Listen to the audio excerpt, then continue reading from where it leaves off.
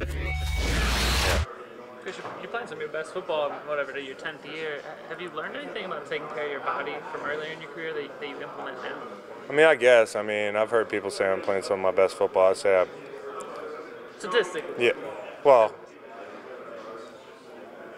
I mean, I had some real good years. Y'all just weren't watching. But I mean, I feel good. At the end of the day, I think it's just we're a good football team. I'm playing my role the best way I can, and you know, when my number's called in the rotation, I just try to be at my best, and I love playing in these big games and these meaningful games. So it's exciting for me. Did your dad say something that made you tweet that tweet about the strip sack? No, did it look like he did? I was asking. Yeah. No, I was just kind of. It was a dumb play, and I mean, I wasn't like crying at my keyboard. I mean, I made a good play and I didn't finish it, but I didn't know the ball was out, so I thought I just sacked him, and I was kind of pissed off because I sacked him earlier and they called it back for an offsides penalty, and so I just started running off the field because it was third down and I was excited. And I didn't know the ball was out. Well, when I tweeted it, it was kind of like one of those things like, yeah, I'm an idiot. I hear you. Before you guys get on me, let me just get on myself because it wasn't my smartest play. But at the end of the day, I'm not apologizing for making a play. I gotta. Next time I get a sack, I'm gonna check and make sure the ball's not still in his hands or if it's on the ground. Do you ever worry that the time off kind of breaks up the rhythm that you have? I mean, that's the importance of practice and getting the reps. I think, you know, that 2 weeks can seem like a really long time. But, again, that's what makes this Sunday really, really important for us is being at our best and treating this like an opportunity to improve and do those things and build that momentum so we can go have good practices. Chris, you're 32. You're supposed to be playing your worst ball at the end of the season.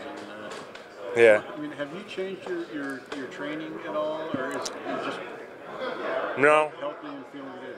No, I've always tried to take care of my body and be my best and prepare my hardest so that I'm ready when my number's called in the rotation. Like I said, you know, I enjoy these meaningful games. I really do. I don't know if it makes it easier to play well. I'm always trying to play my best, but I just enjoy being on this team and you know, being a part of this defense. So, you know, it does make you want to prove that when you're older, a lot of people dismiss you. But I don't feel 32, so. Forgive me if you've answered this, but you're one of the very few guys in here who's been through this, being the number one seed, having a bye week. Is it disruptive? What works? Is it? You know what? I think anybody would choose having 2 playoff games, you know, in their conference over 3. You take the good with the bad. I mean, obviously, you sit for 2 weeks. You got to be at your best in practice, and you have to work hard on the little things to stay sharp. But at the same time, you know, it's everything we worked for. We accomplished that on purpose, and that makes this Sunday really important. As you said, you know, that downtime, it'd be a lot better going to that downtime knowing we are executing at our best. Week 17 against a good football team like the Cowboys. So there's a lot to play for, and you know, those weeks will be important. I think your last 4 sacks have all forced fumbles. Yeah. Is there any secret to that? Any key to that?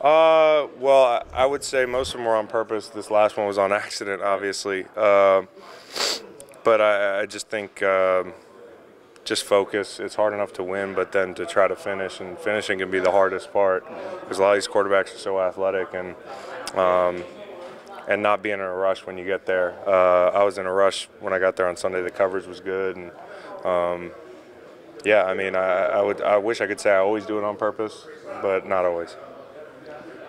Chris, you mentioned you played a lot of good football. We weren't watching. You've been on some bad teams. You were on a really, really great team. How early this season did you kind of figure out this team was pretty darn good? Well, honestly, you know, I've said this before. I thought this team coming into it in free agency and all that, coming from where I was a team that could contend. Obviously, we've surpassed that. I would say, you know, going on the road, some of those gut checks we've had, that was big. And I think we still got a lot to prove, and we need to keep executing at our best and keep improving, and that's what this weekend's about.